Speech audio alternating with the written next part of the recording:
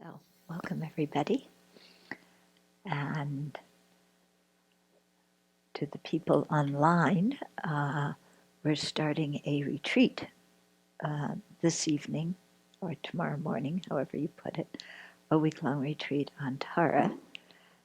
So I'm just going to make a few comments about that, because I always call retreat a time of taking vacation with the Buddha. And so, taking a week out to go on vacation with Tara is really nice, because Tara is a very nice person to be with. Yeah, she doesn't insult you. She doesn't pick at your faults. But the problem is, then you can't pick at her faults either, because she's a Buddha. So what it means is that everything that comes up in our meditation, we're responsible for, and we can't blame it on the Dharma or on the Buddha or on Tara or anything else. But it's a wonderful opportunity to have some, time apart from our usual hectic lives to really look inside and develop our good qualities. So tomorrow we'll get into the Tara sadhana, and I'll give some explanation on that, and then also on the 8 dangers that come with the Tara practice, which I always like to talk about because they're so juicy. Yeah. But tonight, what we're doing is a continuation of a series of talks I've been giving for over a year now on the Gomchen Lamrim. And we're at the section in the Lamrim on the Bodhisattva precepts. And so I've been talking about the auxiliary Bodhisattva precepts. And even though some of you don't have these precepts, or you haven't heard the previous year's teachings, which are all online, by the way, if you want to follow them, I think it's that what we're being talking about tonight will be completely understandable and will be helpful to you, even if you haven't listened to everything that's come before. So last time we finished the precepts in accord with the perfection of fortitude, right? Yeah, so we're starting the ones about the perfection of joyous effort, right? Okay, so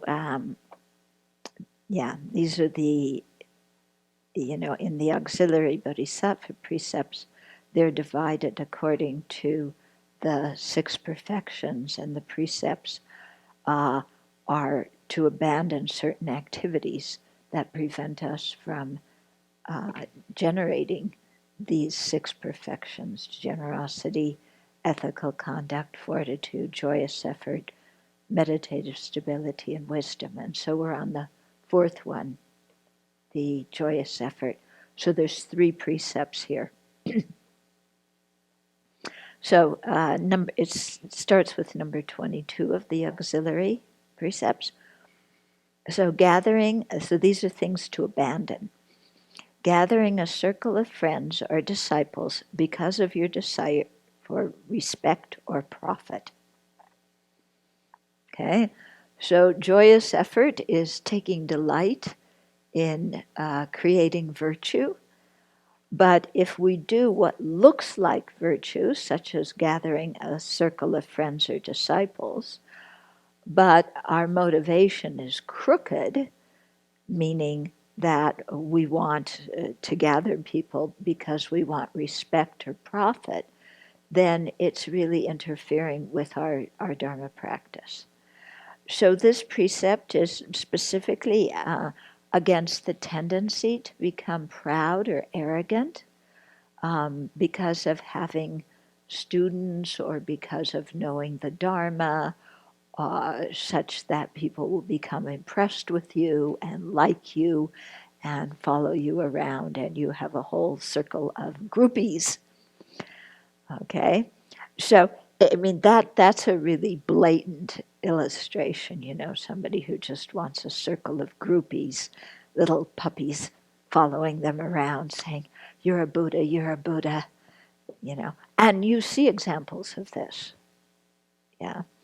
And not that everybody who's a teacher who has the kind of disciples has a bad motivation, but some of them are definitely looking, because if you have a group of people who regard you as a teacher, then you get some status. Then, of course, you're hoping all the students that look at you as a teacher will tell other people how wonderful you are, you know. Oh, so and so is such a good teacher. I went to the retreat, this course that they led, there's this. And they tell all their friends. And then, of course, you become more well known and you begin to think that you're somebody. Yeah. And that mind that begins to think that we're somebody important in the Dharma world, that, we have some special ability to be a teacher, that mind becomes a big hindrance to practice. Yeah? Because if we're a big shot, then we don't think we can learn much from anybody else. Yeah? Because we're already so knowledgeable. So why should I go to this person's teachings or that person's teachings? Because anyway, I know just as much as them, or I'm as highly ranked as them. Whether we are or not doesn't matter, but we think we are. And so that inhibits our ability to learn from other people. And it completely distorts our Dharma motivation, such that our Dharma practice becomes the 8 worldly concerns. Yeah, so that instead of creating virtue, we're just doing the 8 worldly concerns, seeking reputation. Or also, when it says profit, it means offerings. Okay? So if you're teaching or giving talks, then people not only respect you and talk about you, how wonderful you are, blah, blah, blah, and you begin to get, look at what I have and who I am, and look at all these emails they send me, how adoring they are. Look at the cards they send me saying how much they've benefited from my talks and retreats. And we have them all around, and we're like, we're pretty good, aren't we? Yeah. Almost as good as our own teachers. Yeah. If you start thinking that, then you're really in trouble. And plus, then all these people who think that we're so wonderful, then they give us gifts. So they make dana offerings, monetary offerings, they give us food, they give us socks, they give us, when you're a monastic, you need socks. Yeah. They give you shoes too. And then you become a little bit uppity and you tell them what kind of shoes you want. I don't want those shoes. I want brand shoes, or I want boots, my winter boots, or, junky. I want really nice winter boots. And, and so you start collecting, the people want to give you things. Yeah. They want to give you maybe a Rolex watch. Oh, look.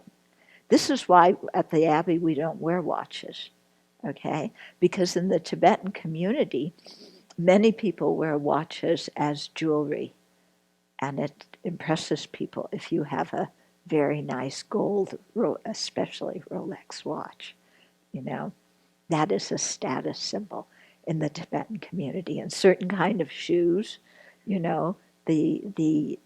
don't want to call them gym shoes, but the kind of shoes that everybody wears, with the different colors and the thick. So yeah, those are a big status symbol. And then certain kind of backpacks. Yeah, not crummy backpacks that you've been using for 15 years, but new backpacks with lots of pockets that are kind of jazzy. Okay, so those are status symbols. Yeah. And so, your benefactors or your students or whoever it is give you those things. And then, of course, that increases your status and, like that. So that kind of, mind is not a Dharma mind, and it's completely deceptive. It not only cheats the students, but it cheats us. Because, like I said, if we think we're already such hot stuff, then we can't learn from anybody. Yeah, the Tibetans have a saying that the lush meadows grow at the bottom of the valley, not at the top of the mountain. Yeah, top of the mountain is barren, jagged rock. Okay, so we should always try and have a good motivation when we, are teaching or giving talks or whatever. Okay, then number 22 is not dispelling the 3 types of laziness. Yeah, so 3 types of laziness. First one, sloth. Second one, attraction to distracting activities. And third one is self-pity and discouragement. Okay, so let's look at those and see why they interrupt our joyous effort, which means taking delight in virtue. Yeah. So sloth. Yeah. I'm really tired. I can't meditate now. I'm tired. I'll do it later. I was up last night talking to my friends. So I overslept this morning. No time to practice. Or tonight there's a really good show, on TV, so no time to practice. And anyway, I've worked hard all week on the weekend, so I think I'll just take it easy and relax. And, I know on Monday I had set out a whole thing Dharma study I was going to do on the weekend, but, that was Monday. Now it's Friday. I'm tired. Yeah, I'm sleep deprived. Okay. So you know that mind? Yeah. It's a very convincing one for why we can't study and practice. Yeah. I'm so tired. I've worked so hard. Yeah. Okay, so there's that one. Second one is being extremely busy with worldly activities, or as it's put here, attraction to distracting activities. So this one actually in society makes you fantastic. Yeah, this makes you the excellent worker that everybody wants to have because you are driven to overwork, to, to complete the project, to, get it done and be the leader and, and then after you've done that to, you have your hobbies, and so you've got to excel at your hobbies, and you have to go to all the latest movies because everybody in the office is talking about the latest movies. So you have to go to them, otherwise who are you going to be, if you don't watch all the latest movies on the, on, what is it? I don't even know where you watch it. Used to be the cinemas, but now I guess you can do it at home on your computer. And yeah, so we are the busiest of the busy. We always have appointments. Our schedule is full. Yeah, it's called getting a life. As when you aren't busy all the time, people say, "Why don't you get a life?" Yeah, meaning that we should, be doing lots of things to write out a lot of stuff on our Facebook page so that we have a good image and, we're the busiest of the busy doing samsaric activities that don't help our Dharma practice at all, but are basically distractions from creating virtue. Yeah? So all these worldly activities are the things that worldly people will compliment you on and praise you about. Yeah? Oh, you work at this company and you got a promotion, and it was because you worked, 12-hour days and you got the promotion, and then everybody's envious because you're doing so well at your job, and, and then plus you know all the movies, and you're working out at the gym, and you're going here and all these exotic vacations, you are the model of somebody who is with it. Yeah? You know what I mean? So we all have our own version of that, depending on your surroundings and who you want to impress and what activities you like to do. So one person is traveling all the time with their work, and another person is growing bonsai plants, and another person is knitting, and another person is bowling. And, we all have our own thing that we want to be best at. Project this good image. So, yeah. So we're the people. Yeah. You know how it is? You go out you make appointments to see your friends. And the first thing that happens when you go to the restaurant to see your friends is everybody takes out their smartphone and puts it on the table. Isn't it? Yeah? Everybody has their smartphone on the table. And you check your smartphone. And, if you have a lot of things coming in on your smartphone that, take you away from the conversation with the friends, then, you're somebody who's really important. Look at all those people who are texting you.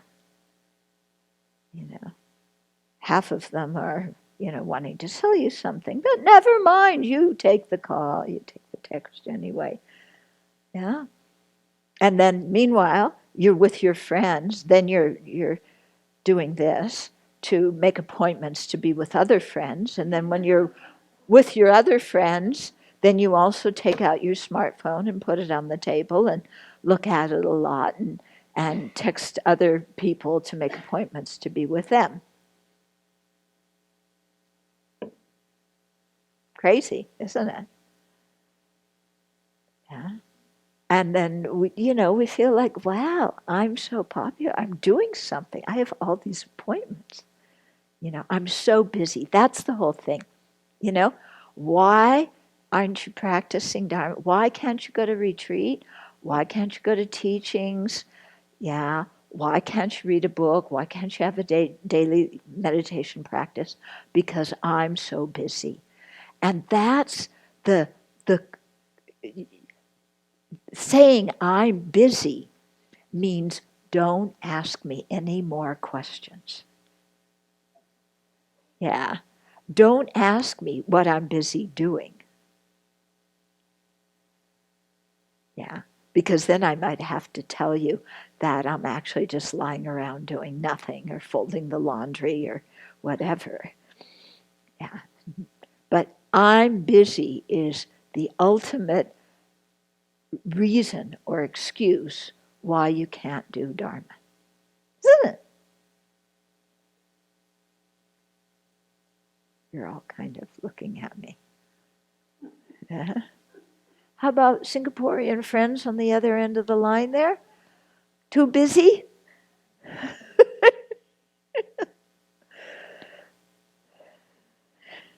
Yeah. We're always too busy, aren't we? But what are we doing that makes us too busy? Things that are usually worldly activities. So many things we have to do. Especially, it's June, so there's weddings. Yeah. So you got to go to all the weddings. Huh? And then a few months later, you go to all the baby showers. Anyway, you got the idea. Then the third one. Okay, the three things that here that are there's three types of laziness. First one was sloth. Second one was being busy doing worldly activities. Third one is self-pity and discouragement. So this is, gee, I have to visualize White Tara. Come on, White Tara, come on. Where are you? I can't do it. I'm trying to visualize. And she's just not coming.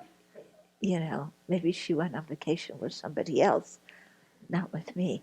And I just can't visualize. Anyway, I'm hopeless. I just can't visualize. It's not my way. But if I say, what kind of pizza do you like? Do you have a visualization of the kind of pizza you like best? Yeah? You have that visualization like that, don't you? If I say, think of the person that you're romantically attracted to, boing! They're in your mind. Perfect visualization. Yeah? Okay? So we can visualize. We just can't visualize the Buddha very well. Why?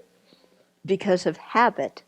We're much more familiar with objects of romance or people that we're attached to. It could be our mother, or our children, or, our pets as well. We can visualize all of them very easily because of habit. Pizza, good habit. Instant visualization. Okay, so we can visualize, but we just have to create a new habit to visualize the Buddha. Or, any other thing that we use to discourage ourselves in the practice. Enlightenment, caring about all sentient beings more than myself.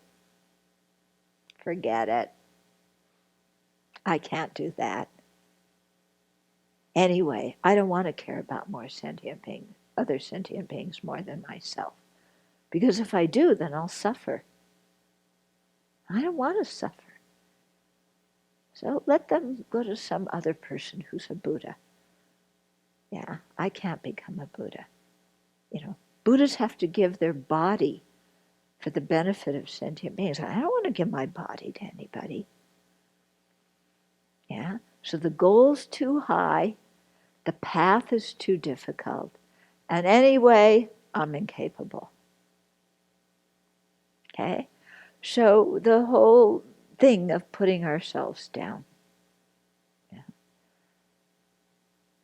Like, oh, okay, I know I have a problem with attachment. I know I have a problem with ignorance, with anger. But I really can't do anything. I'm just attached to that person or those people. I'm just attached. That's the way it is. I can't do anything about it. Anyway, they want me to be attached to them, and I want to be attached to them. Yeah? What's wrong with being attached anyway?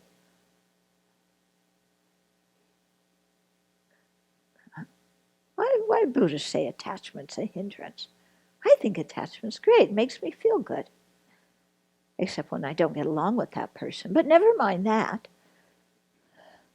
Okay? Or anger, I just have a temper, that's all. You just got to learn to deal with it. I can't do anything about it. My parents are like that. My grandparents are like that. We're all hot-headed. So don't ask me to change. Okay? So this whole thing of discouraging ourselves, telling ourselves we can't change before we've even started. Yeah? Or the self-pity mind. Yeah? Oh, I tried to meditate on the antidote to anger, but nobody loves me.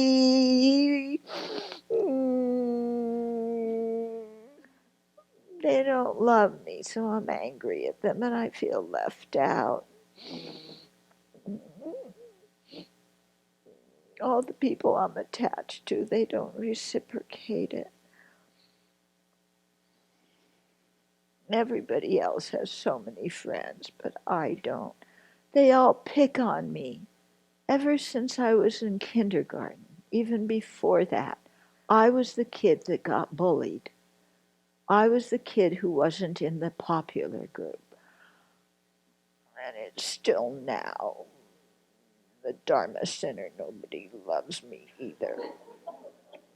You know, I'm sure they say Buddha loves everybody, but I don't think he loves me because I'm just unlovable.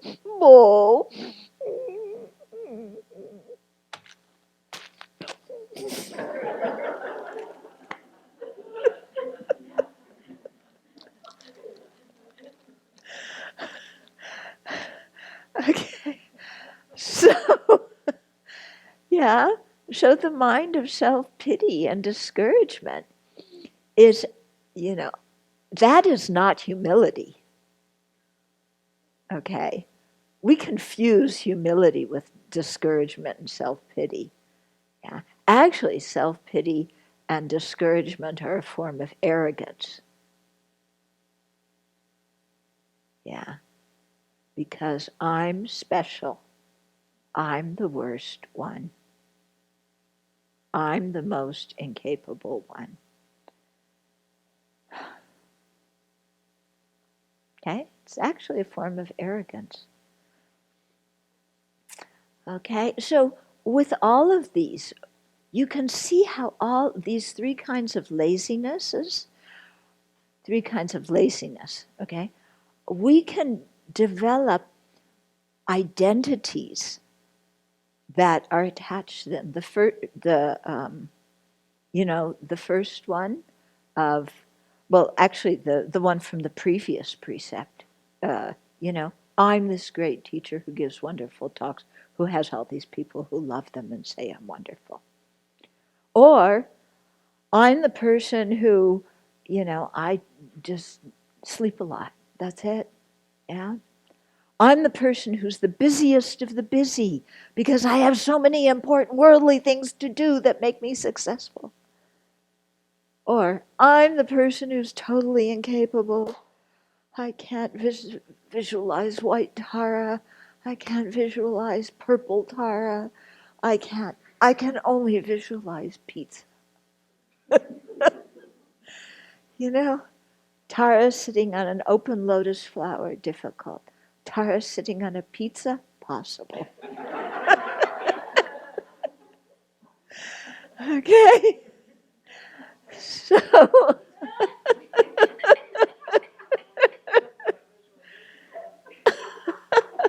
what?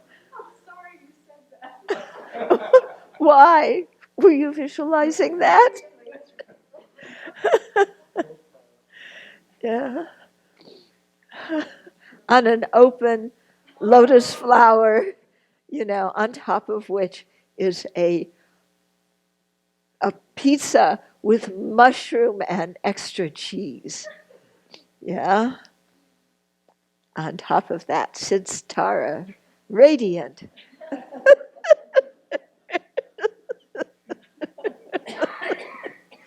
Yeah, then maybe we can get it. There's Tara. Her right hand in the gesture of generosity, giving hot fudge sundaes. The left hand in the mudra of refuge. The two fingers are what are the two fingers? They're Google and Bing, and the three fingers upwards are my phone, my smartphone, my tablet, and my computer. Yeah. Oh yeah, right. Okay. Well, she has eyes in the palms of her hands and in her feet, and three eyes on her face. So she's able to look at Instagram and Tumblr and all those at the same time. Okay. So anyway, we develop whole identities based on these things. And then it becomes a huge obstacle to our Dharma practice. Okay? Because then instead of having enthusiasm for virtue and feeling delighted and happy and rejoicing when we create virtue, we just, again, shoot ourselves in the foot and we don't even try. Yeah. Which is a great loss because it takes a lot of good karma to have a precious human life. It's very rare and difficult to have this opportunity. And then to have this opportunity and waste it is really a tragedy. Yeah. So joyous effort is very important. Okay, then we move on to to eliminate the obstacles to the perfection of meditative stability. Oh, I'm sorry. Oh, yeah, I skipped that one. What is that one? This also is with joyous effort. With attachment, spending time idly talking and joking. Good thing I skipped it. Shall we go on? Yeah. How much time do we spend idly talking and joking and just messing around and playing around and like that? Yeah. Not really doing anything meaningful. This doesn't mean that all of our conversations with people have to be deep, intense Dharma discussions. Yeah, that certainly won't work. But if we're just spending a lot of time, just I like to chat because when I chat, I can tell really good stories and I can tell jokes and I monopolize the conversation. And, I've been at the Abbey the longest, so I know all the ins and outs and I can tell you everything about the Abbey, so I can dominate the conversation, whatever it is. And, just spending a lot of time liking to hear ourselves talk. Hmm? Or, we say talk. That's because they didn't have texting and Facebook and all that kind of stuff at the time of the Buddha. Okay, so this really interferes because we spend so much time. Yeah. I've got to read the latest stupidagio from our president. Yeah. So, okay, now we'll go on to meditative stability. Yeah. So there's 1, 2, 3 precepts there. Okay. So the first one is not seeking the means to develop concentration, such as proper instructions and the right conditions necessary to do so, and not practicing the instructions once you have received them. So here we transgress this due to lethargy. We don't feel like it. We're too tired. Yeah. Or pride. I know it already. I don't need to seek instructions on concentration. I know how to develop concentration already. Okay? So as an effect of, either of those minds, of lethargy or of arrogance, then we don't seek out the instructions. So we don't go to teachings to learn how to concentrate. And instead we consider ourselves expert meditators and that we're just going to sit down and develop concentration all by ourselves. Or maybe we've heard a little bit of teaching on it and we think, well, that's enough and I'll be able to develop samadhi with that little bit of teaching. Or we receive teachings, but then when we sit down to meditate, we don't practice them because we're really enjoying our distractions a lot. Yeah. How you sit down to meditate and there's white Tara and then, white Tara, reminds me of a friend that I had. And then my friend and I, we used to go to the beach every summer. That was really nice. Yeah. And lotuses, that reminds me of my trip when I went to Burma. Okay, so we do a lot of meditation on everything that has to do with me. Okay, so so the thing to do here is that we should receive teachings on how to develop concentration, and we should try and practice them. And if we are intent on developing serenity or shamatha, then we definitely need to seek the right conditions to do so. Yeah, they say if you don't have all the right conditions, then your efforts won't bring you all the way to serenity. You may, increase your concentration somewhat, but to actually go through the 9 stages that culminate in serenity, we need special conditions. For example, we need to be in a very quiet place without a lot of sound, so not with highways, not with, kids and television and neighbors and, our phone buzzing or beeping or what do you call it? Yeah, vibrating. Um, yeah, so you'd need to have very good ethical conduct. You need to learn to be content, okay, and to be easily satisfied, and that's really difficult. Yeah. So if we're going to do, retreat, and with the intention of developing serenity, we really should try and develop, uh, to choose a place that has these qualities and train ourselves beforehand so that we're easily contented, easily satisfied, have good ethical conduct, so that we're not disturbed by a lot of regret and remorse. Yeah, so that we don't break a lot of precepts and so on. Yeah. So, lots of times when people start the Dharma, they really want to focus on developing serenity as a main thing. And that's a wonderful aspiration to do. My teachers have always encouraged us first to get a good overview of the path, how the path works, how it functions, and to develop experience in the mind training and in the ability to restrain ourselves from uh, unethical actions, the ability to restrain ourselves from following attachment and anger and all the other afflictions. Because if we don't have some familiarity with the antidote to the afflictions, then when we sit down to meditate, they just overwhelm our mind and we don't know what to do.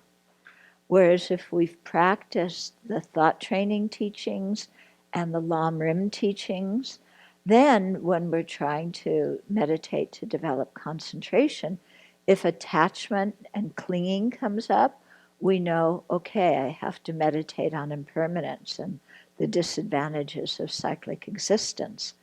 Yeah. If anger comes up, we know we have to meditate on fortitude and on loving kindness. Yeah. So we know the antidotes and are able to apply them so that we can return to the object of our concentration. Yeah, the object of our meditation. If we aren't familiar with the antidotes, then, we just have one affliction after the other, and it becomes very difficult to develop, concentration. Okay? So I'm not saying don't try. I'm saying, especially if you have work and family and you're active, just to accept that you can improve your concentration, but it's going to be difficult to develop full serenity within the external conditions in which you live, or if you lack the kind of prerequisite training and knowing the instructions and so on. Okay, and you know, from my experience in talking with people who have done retreats, long retreats on serenity, I really, you know, some people are quite successful, and some people, they may be successful in generating some concentration, but they don't really have the Buddhist worldview. And so after their retreat, what they choose to do, you know, indicates to me that maybe they didn't understand, they didn't really have the Buddhist worldview and understand the path to awakening. I always think that as much preparation as we can have, the better, you know, in everything we do. That makes some sense to people? Yeah. So practice serenity and shamatha as much as you can, but be realistic and really try, you know, because if you have a, a good understanding of what samsara is and how disadvantageous it is, and you have an understanding of what the path is, what's needed to attain liberation and awakening, then all your practice is geared towards your ultimate spiritual aim, and you're not going to get sidetracked by different experiences that you may have in meditation. And you'll also be able to deal with all the things that come up when you are trying to develop serenity, you know, because when you're really doing intense retreat on that, all sorts of stuff comes up. One of my friends did a 3-year retreat, and some of you may have been here when she came to EML, and she was telling us about her experience. And she said, everything you've ever done in your life comes up in the retreat. Yeah. And, you know, and you find yourself, you are chanting the commercial jingles that you heard when you were a kid, you know. And I remember specifically, she said, and there you are, you know, trying to meditate, and you're all of a sudden, out of seemingly nowhere, the ants are marching one by one, you know, comes in your mind, or whatever it is. You know, so all that kind of distraction comes in. And also all sorts of previous experiences that you've had. So if you have, you know, things that you haven't worked out psychologically, those things are going to come up in the middle of your retreat, and you're going to have to work with them. So I think the more we can prepare for that kind of retreat, then the easier the retreat's going to be. Whereas if we have very little preparation and we don't have the right circumstances, then not much will change. Okay. Yeah, I heard the story. One friend was talking with one Tibetan Lama, and another student came in who had just finished a 3-year retreat and started talking about what they had done and meditation in the 3-year retreat and everything, this and that and the other thing. And then when that person left, the Lama made some remark to the effect of 3 years of meditation, but the mind is still the same.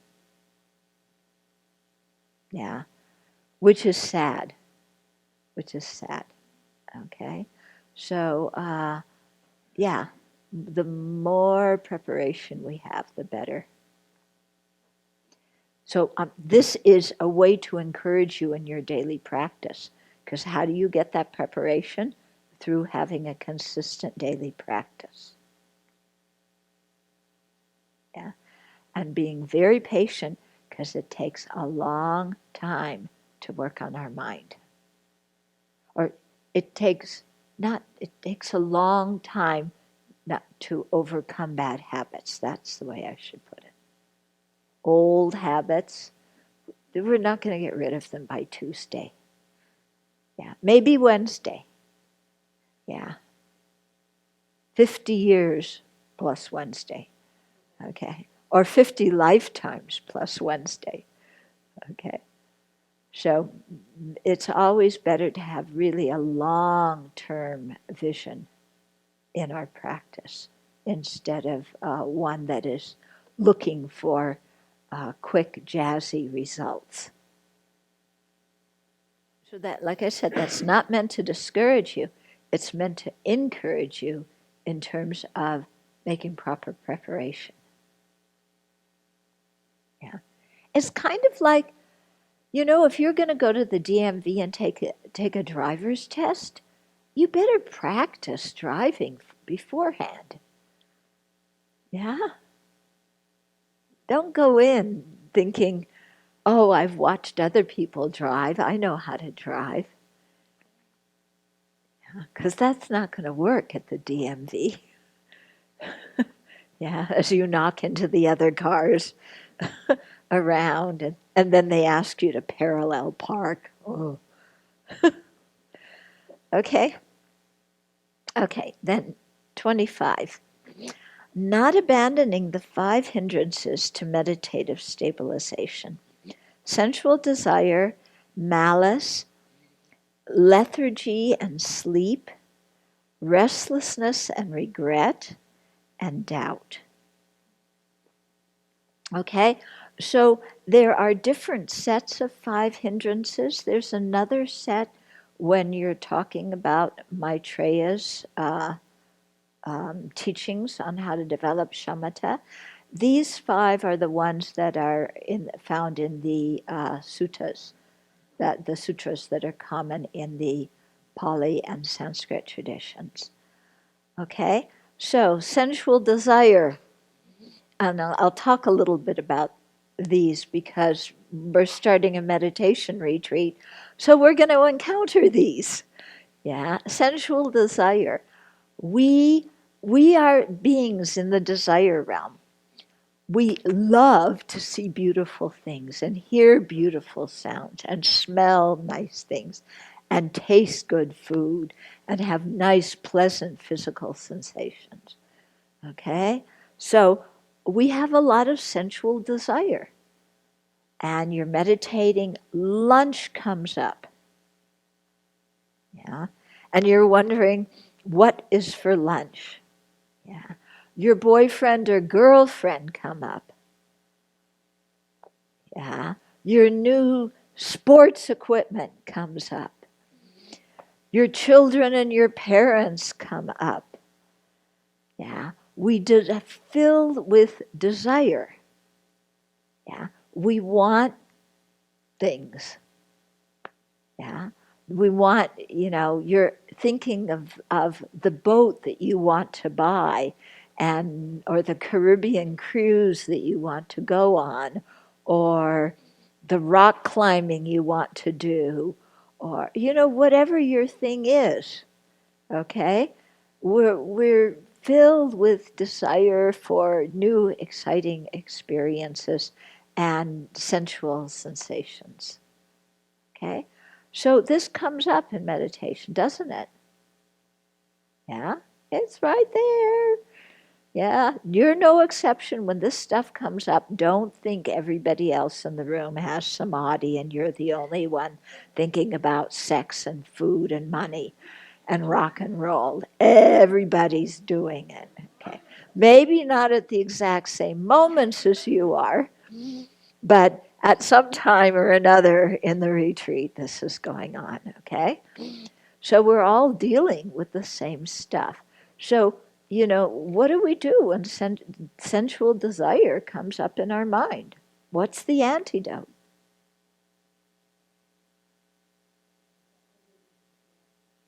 Yeah, one of the antidotes is to think about the ugliness of the object. Okay, so you're sitting there having sexual fantasies and you dissect the body, mentally dissect, please. Not actually, mentally dissect the body of the person that you're lusting after. Peel away their skin. What's under their skin? Take out their eyeballs and put them on the table. Okay, and their ears. And then take their hair and spread it out. And those, what is it? Your eyes are like diamonds and your teeth are like pearls. Take all their teeth, pearly teeth. What's so beautiful about their teeth? And their skin. And what's under the skin? Yeah. If that doesn't cure your desire, yeah? Okay.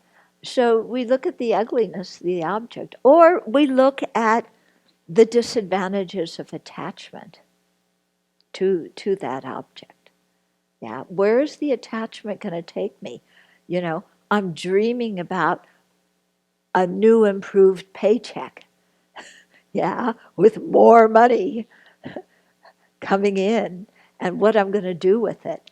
And the promotion that I'm going to get so that I can get that new paycheck or whatever it is. And then you think, well, okay, is that only going to bring advantages? Or what's going to happen? Yeah, what's going to happen if I have that paycheck and I get all those possessions? Okay. Well, the more possessions you have, the more suffering you have when they break. Yeah. Remember, before you had a computer, you never suffered from computer hell. Now we suffer from computer hell because our computer breaks. And you know how it deletes the files, the most important one that you need that day? That it just deletes for who knows what reason. Okay. Yeah. Once you have a car, then you have car hell. Because your car breaks down. Then you have to pay money to get it fixed. It always breaks down when it's inconvenient. Because anyway, there's no convenient times for your car to break. So, yeah. And your car is going to break. As soon as you have a car, guaranteed it's going to break. Our chipper caught on fire. As soon as you have a chipper, you know you're going to have a chipper that's going to break. Yeah, we had to replace our hot water heaters. As soon as you have hot water, you know you're going to have hot water that doesn't work. Okay?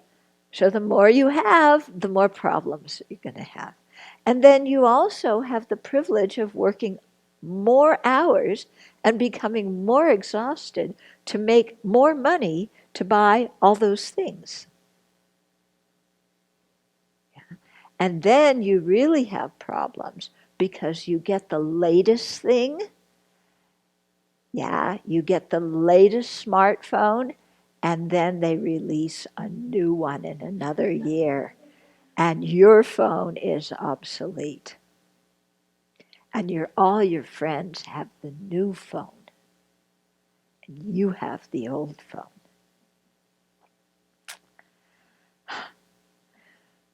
Okay? So, just think about the difficulties. We dream of having this beautiful house. We had some college students come up a few weeks ago, and during lunch, yeah, they were saying how one of the guys in the couple was saying he really wanted to get a good job and make a lot of money, and I said why, and his wife said, oh, so we can live in a nice house. And I said, really?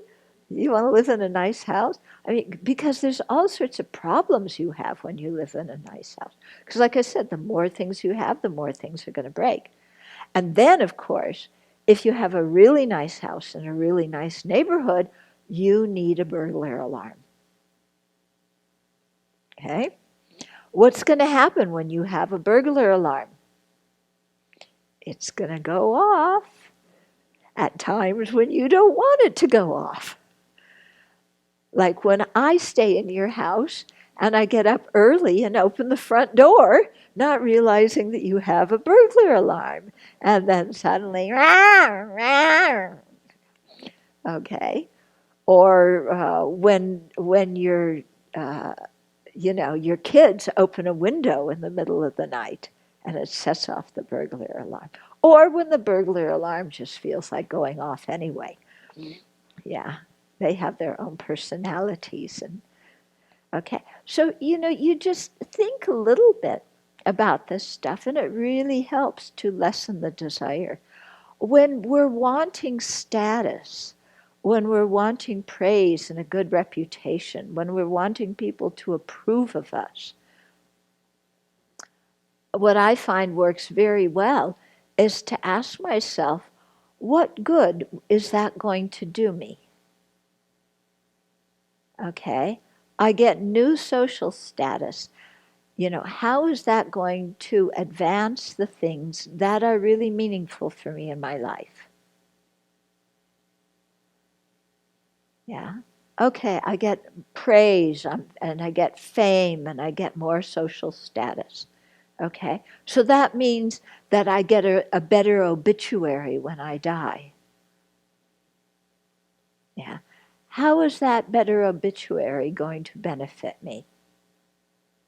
I'm already going to be born in another realm. Okay. I'll be more famous. More people will come to my funeral. I have a bigger funeral than you have. Well, who cares when you're in a lower realm? What size funeral you had from your previous life. Yeah. And how is anybody's praise ever really going to be meaningful to us? Yeah, we say, well, but when people approve of me and praise me, then I feel good about myself.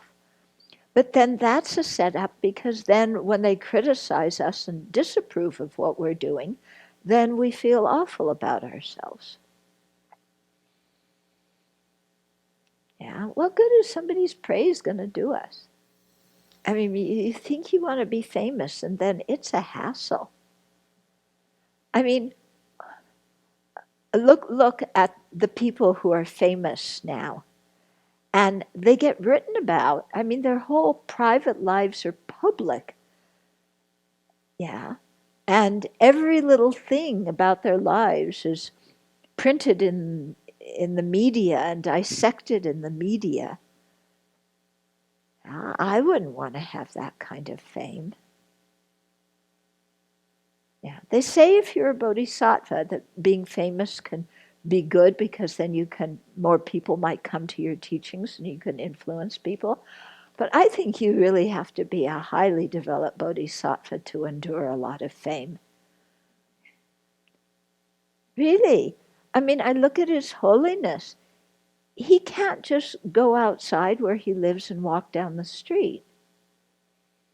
Yeah, the really famous high lamas, they can't just go walk down the street. Everybody knows them and comes and wants a blessing.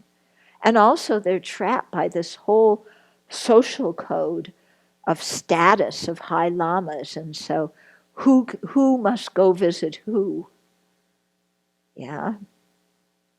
So if you're a very high lama, you don't go visit the lower lamas. They have to come and visit you. Yeah, there's this whole social thing. Yeah. So, sometimes it can be you can't just be an ordinary, anonymous person. But all of a sudden, everywhere you're put in a role due to the fame. I think it's quite burdensome. Yeah, I think of, like Ivanka Trump and her husband, and they get so much publicity and so much fame, and you look at them and they are the epitome of what every American wants to be: rich, famous, gorgeous. Huh? Young, yeah, young. Yeah, young, rich. They have kids, they have fame, they have power, they have everything. Yeah. I wouldn't want to be them. Not for $1 million or even 2 million or 5 million, you know? I would not want to look like Ivanka Trump. To me, she looks very plastic. Everything is so perfect about the way she looks that she looks like a plastic doll, you know? And then every picture that people take of you, you have to be perfectly posed, you know, in exactly the same, the perfect way to give forth the image of that, you know? No, thank you.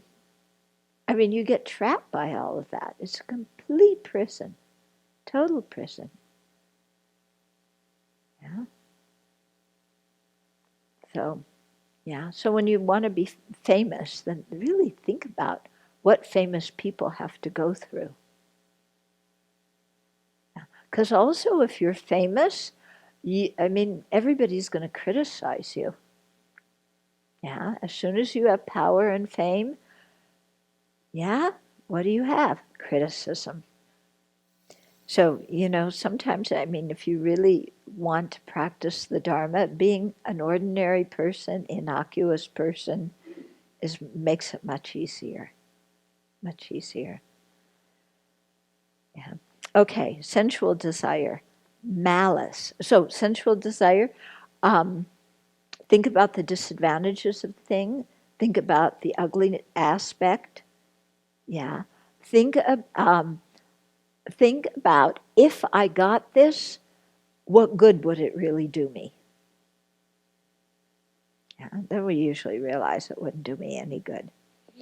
Okay, then malice is the next one. So malice or ill will. Yeah, somebody hurt us, somebody harmed us, they cheated us, they deceived us, they betrayed our trust, and we want revenge. Okay? So of course we're much too cultured and polite to say we want to hurt somebody and make them suffer. But that's our intention. You know, there's ill will in the mind. Somebody hurt me, and I want to hurt him back for their benefit. So they'll have a taste of their own medicine. So they'll know how I feel, and they'll come crawling on their hands and knees to apologize to me. Forget it. Okay? So malice, extremely painful. Yeah. You know, if you're trying to meditate, you can see why it's an obstruction to gaining concentration. Yeah, because all you're doing is meditating on how much you hate somebody, how much you want to cause harm to them, how much you're jealous of them. Okay? Very unhappy mind. Very, very unhappy mind. Okay, so the antidote to that is fortitude, in case somebody has harmed you, to learn to endure suffering without taking it personally, and also developing loving kindness and compassion for the people, so that instead of having ill will and malice, you have a kind attitude towards them. And if you can spend some time meditating on kindness every day, then it really transforms your relationships, because how you see people changes. Yeah? So actually, I was going to say that, you know, we have a retreat for the next week. So every day, in some of the time when you're doing silent meditation, then contemplate the kindness of others. Yeah. Not just the kindness of the people you're attached to. That's easy. And that's not helpful because then you just get more attached to them. Yeah.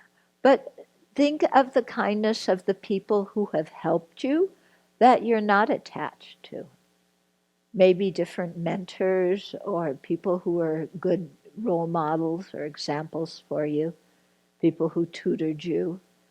And then from there, go on to strangers, the people who make the roads and grow the food and make your clothes and, all these kinds of things that enable us to survive in the world. And then when you get really good at that, then also go on to think about the kindness of the people who have harmed you and how by harming you, they've woken you up out of your complacent stupor and given you pointed out to you your afflictions and your need to work on certain qualities, certain aspects of yourself. Mm-hmm. Yeah, because without the people who say things that we don't like, we would never see our faults. And so we would never change. So the people, we're always saying, I want to improve, I want to improve. Yeah, so somebody's telling us how to improve. Yeah, don't pay attention to the tone of their voice. Don't pay attention to the vocabulary. Pay attention to what they're telling you and see if it's true or not. And, if it's true, then work on that aspect of yourself because you'll be happier if you do. Okay? Okay, let's pause here. There's still 3 more to go, but I want to give you a chance for some questions and comments and so on. Can you say a little bit about how the 21st one relates to joyous effort? How the one about gathering a circle of friends or disciples because of your desire for respect or profit, how that relates to joyous effort. Because it looks like you're creating virtue, but you're not, because your motivation's completely corrupt. So there's no delight in virtue. There's just delight in the 8 worldly concerns. Okay? And so you spend your time, with this corrupt motivation, looking like you're practicing Dharma, but there's no delight in virtue. Just following on from Losong's question, I also think, and it's something I have to pay attention, I think, for myself too, but how easy it would be not to know that you have that wrong motivation. That's the part of the problem. Yeah. You think you're doing great because you're measuring the success of your practice by the external situation, exactly. not by what's happening internally. So it'd be really easy to be seduced by that internally for a long time. Long time. Yep. That's why people who criticize us are some of the people who are kindest to us. Because if we're stuck in that, the person who points out our phony baloney is helping us tremendously. Yeah, because we're not even aware that we're doing it. How do you know when you're ready to do a serenity retreat? Will your teacher tell you, or, if you've been practicing for a certain number of years, or just comes up? Okay, well, there's this chart, and if you practice for 4 years and 3 months and 2 days, no, it's going to be really individual because people have different dispositions, different interests, different inclinations. So it's going to be something that from your side you're very interested in doing. and you've done preparation, and from your teacher's side, they think that you've done the sufficient preparation and have the right external conditions to be able to do the retreat. And I would add too that, that they know that if you develop serenity, you won't get, that you'll use it properly to continue to advance on the path, and won't just seek serenity as this is the end point. Once I get this, then I'm satisfied. Because that's not liberation. Venerable Children, you mentioned that sometimes you can see that people have done some concentration retreat and they've sort of, there's some kind of signs you can see that they haven't really gone in the direction that the meditation would hopefully lead them to. Mm-hmm. What are some of those indicators? Some of those indicators, they complain, they get angry a lot, they're very dissatisfied, want more and better. A lot of doubt in their practice. Not a lot of conviction in the practice. Okay, so. Or, a lot of enchantment with being, having a good reputation, that kind of attachment too. Why is serenity not liberation? Because it sounds pretty good. Okay, so why is serenity, or serenity actually, when it comes to all the levels of concentration, it's just the first one. Then after serenity, there's the four dhyanas, or the four jhanas, as they say, and then above them, the four formless meditative absorptions. So why aren't they liberation, even though they sound really peaceful? Because first of all, they haven't eliminated the afflictions from the root. Yeah. What's happened is, due to the power of the concentration, the coarse afflictions have temporarily been suppressed so that they don't come up and interrupt your meditation, so you can stay in concentration single-pointedly for a long time. But so those afflictions have been suppressed, the coarse ones, but they have not been uprooted. So, when the karma to be in that kind of state is consumed, then you're back to where you were before. Okay? Because the afflictions have not been completely forever removed. Okay? Yeah. What would be a good example?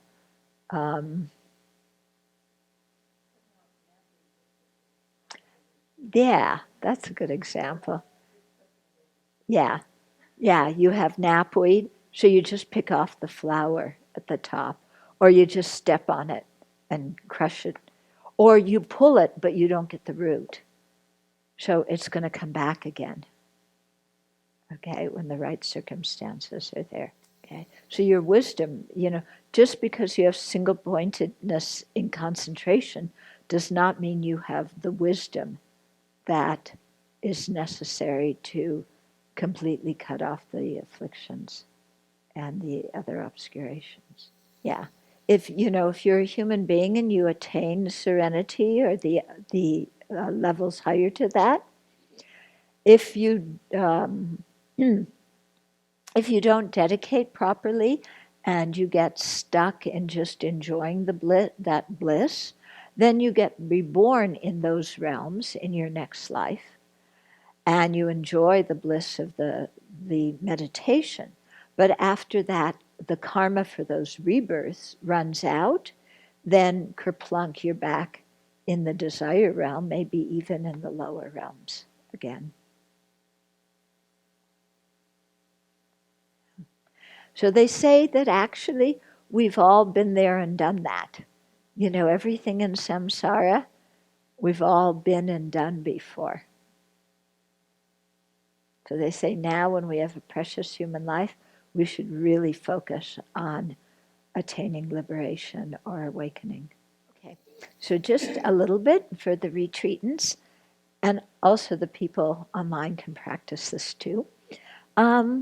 When you go to bed in the evening, you might like to try this and see if it works for you. Imagine white Tara or the Buddha on your pillow and put your head in their lap and think that very gentle light is flowing into you as you go to sleep. Okay, and go to sleep with the idea of not just, oh, I'm so exhausted, thank God, I get to lie down, but you know, I'm going to rest my body and mind so that in the morning I'm bright and can practice well. And then when you get up in the morning, try and make your first thought as soon as you remember it.